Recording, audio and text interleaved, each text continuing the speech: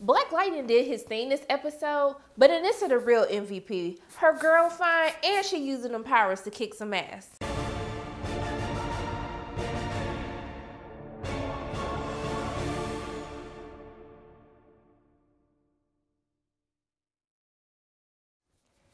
It's Shriner from Pay Your Weights, and today I'm going to be reviewing Black Lightning Episode 2, Lawanda, the Book of Hope. Now, before I get into the quick recap over tonight's episode, can we first talk about this music, okay? Because you touched my soul the first episode, but like, you was lit. Whoever's in charge of music, like, you need to give them a raise and then give them another raise, because the music has definitely been on point and it was absolutely amazing for this episode.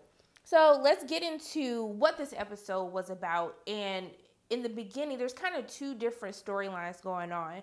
And one of those is being this character that you're introduced to, this single mother by the name of Lawanda, and her fight to help free her daughter from basically a prostitution ring that's happening in the community that everyone knows about, but no one seems to want to do anything to fix it. And then you also have this other conflict with Pierce as he struggles with, is he gonna stay as Black Lightning?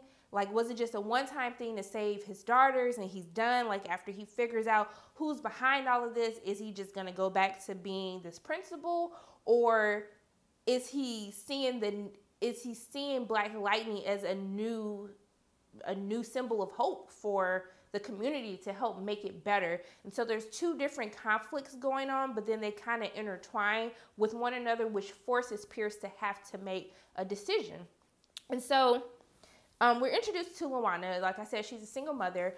She was married. Her husband was in the military, was unfortunately killed, and she had a daughter with him. And basically, after the father's death, she is telling Pierce, like, you know, her daughter was just looking for her father in all the wrong places. And so we're kind of introduced to her character at this community meeting with the parents at the high school, because basically at this point, you know, the school was supposed to be a safe place for their kids. You know, Pierce had an agreement that they don't come near the school. The gang, 100 gang, they don't come near the school. They don't harm the children. That was kind of like an unspoken agreement. And now, given the kidnapping of his daughters out of the school in the middle of the day, you know, it kind of has parents worried, like, what are we going to do to take care of this 100 gang? Because it is so out of control. And you know, Lawanda brings up a good point. Like, if one of us isn't free, then none of us are free.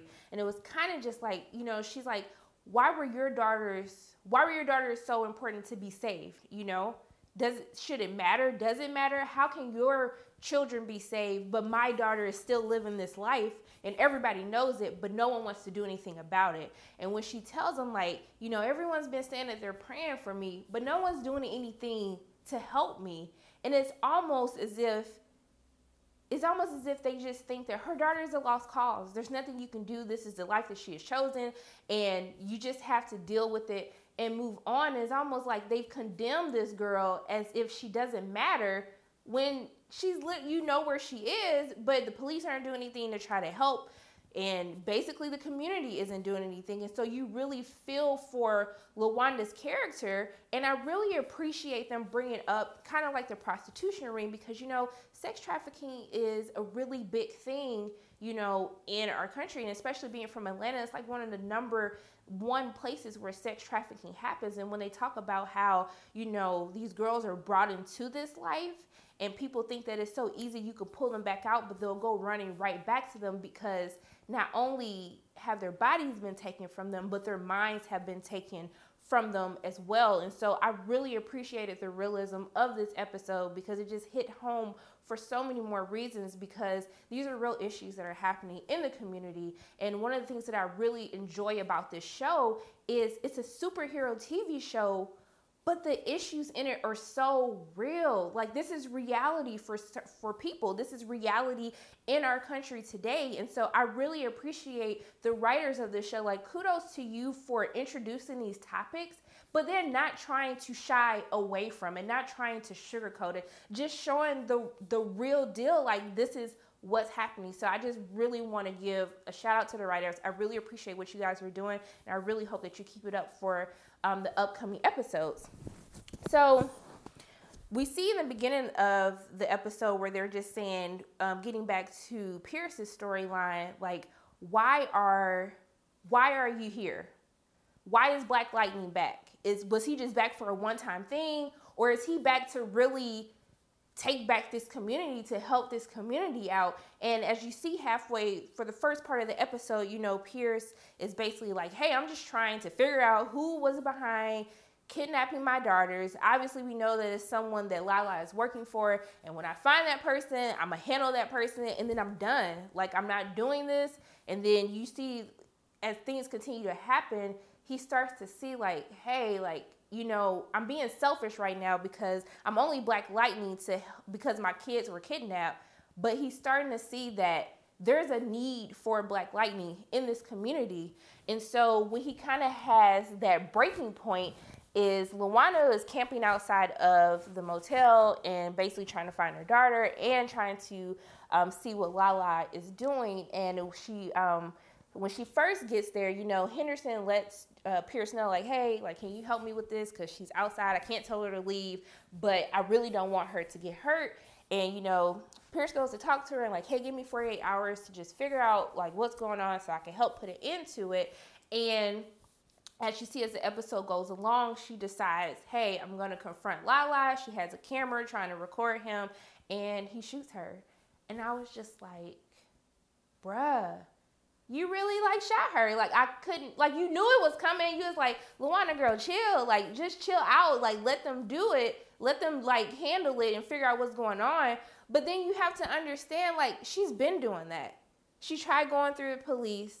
She tried talking to Pierce, but it's just like, when is enough enough? Like, I've been waiting for someone to help me free my daughter, and no one has done that. So as a mother, she felt like she had to take matters into her own hands, and unfortunately, it leads to her death. And you really feel her death because she was just speaking so much knowledge. And at the end of the day, she's had a hard life. She lost her husband, trying to raise her daughter by herself. Her daughter is deeply affected by her dad's death, and there's nothing that she can do to take that hurt away from her child, which has to be one of a parent's worst fear.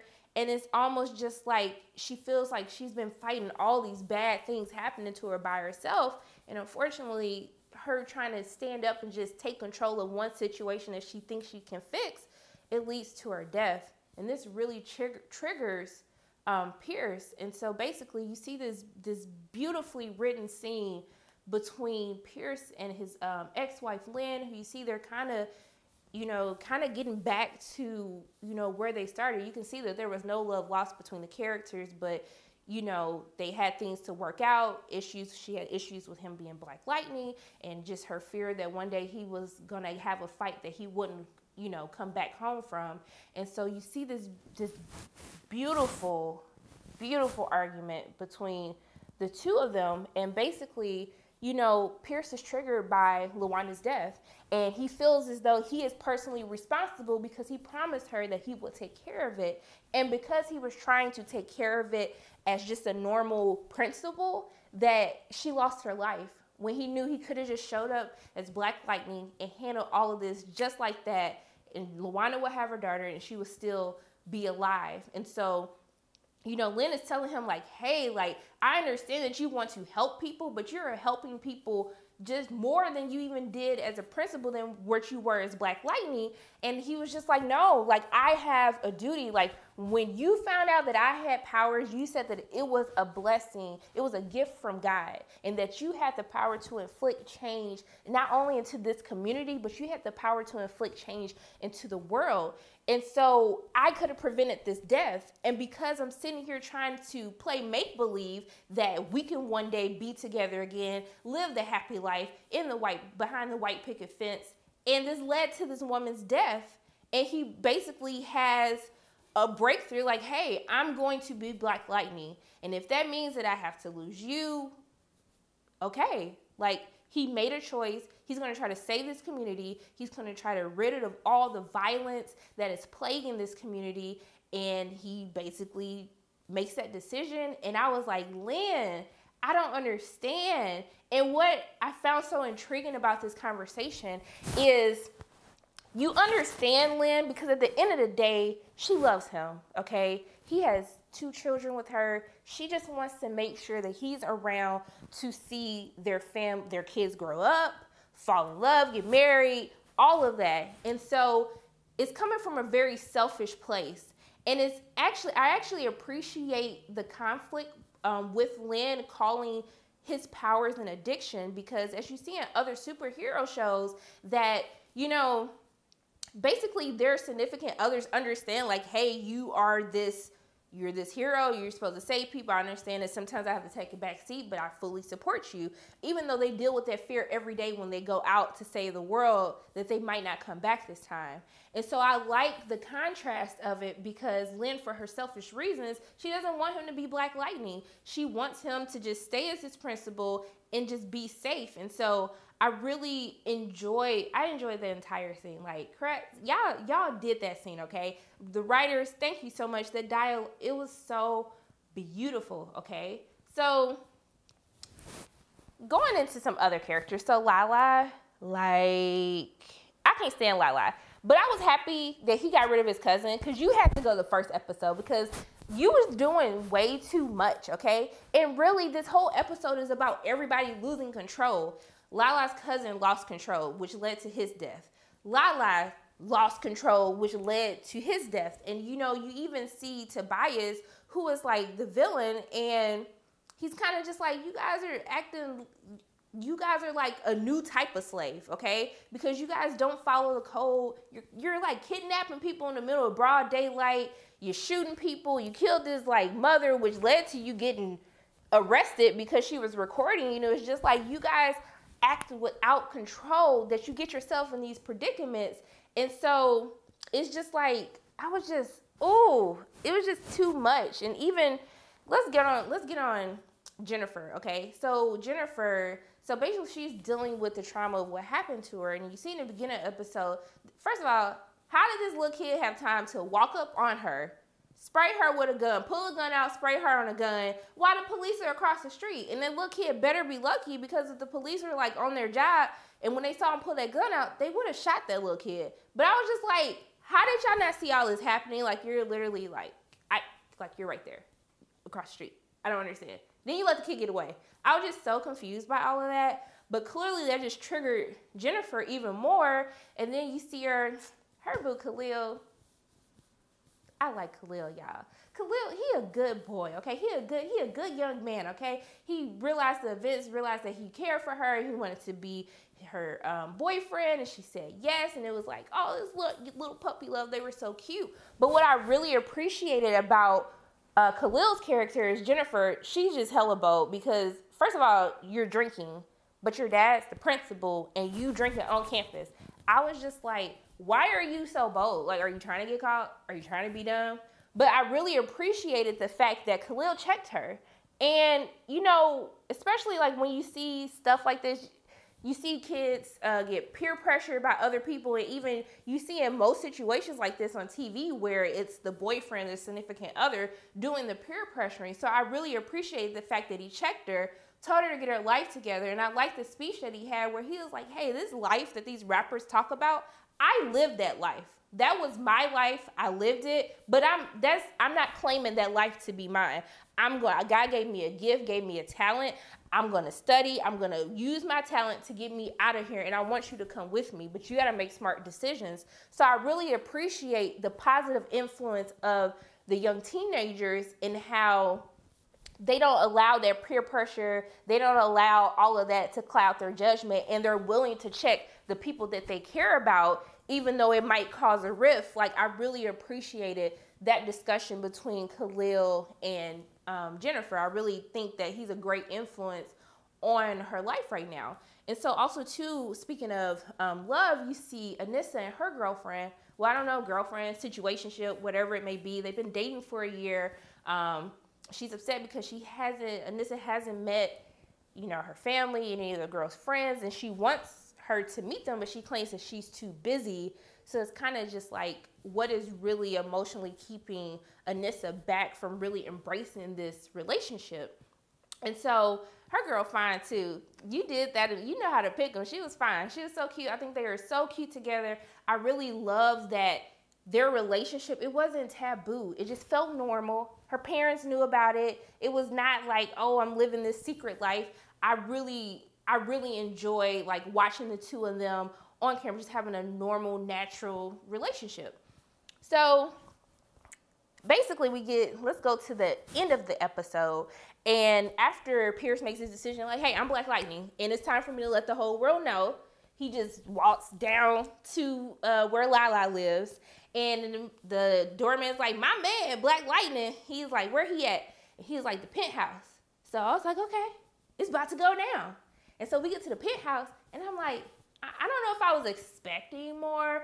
I don't know how much like drug dealers be making up in their community, but you say penthouse, and he going all the way to the top. I was just like, I was just expecting a lot. It just seemed like a normal apartment, but you know, I'm just being petty right now. It really doesn't even matter to the story right now. But he goes and he's beating the hell out of Lila, and then Henderson comes in like, yo, bruh, stop it. And so I really want to know, what type of hero is he going to be? You know, is he going to be like Flash, where he's just like, hey, we don't kill people, we put them in jail. Hopefully they become better people, who knows? Or like, you know, what Arrow was on, like, bump them, they bad, we gonna kill them. And so I don't know if Henderson wouldn't have came in and interrupted that, would he have killed him or what? I don't know. Interested to see like what his justice looks like. But I guess we'll see as the episodes continue to go on. But then we get to the end where basically Henderson tells Lila like, hey, we got you on tape. Like, what you gonna do about this? And then Tobias comes in, just like daps up the officer. I mean, clearly we knew there was police corruption going on. And then he just kills Lila in the jail. And I'm like, bruh, like, so y'all just gonna let him kill him in jail? Like, y'all, how y'all gonna explain this? You're not gonna just let him take him out, take him home and kill him? I was just so confused about it. And then I still kind of want to know, and like, does Henderson have anything to do with this? Like, is he a part of the corruption? Because it just seems like he always like, I'm working on it, but nothing seems to happen. So I don't know. Maybe I'm just expecting the bad out of people. Who knows? But overall, I enjoyed this episode. Like, you had a great first episode, but then you took it up like 1,000 notches, okay? Because I enjoyed every minute of this. I enjoyed all of the drama, the conflict between the characters. You had some amazing dialogue between the characters. This show is just so amazing, and it exceeds my expectations. Like, even when I thought it was great, you just take it up to another level that just makes me fall in love, and I'm definitely going to keep watching. If you haven't been watching, get your lives together. Tell all your friends. If they don't have cable, let them use your account logins for the CW, and you need to be watching this show. So as always, my name is Sharonda from Pay Your Weight, and if you like what you saw today, make sure you hit the like button, hit subscribe, share this video with your friends, and I will see you soon.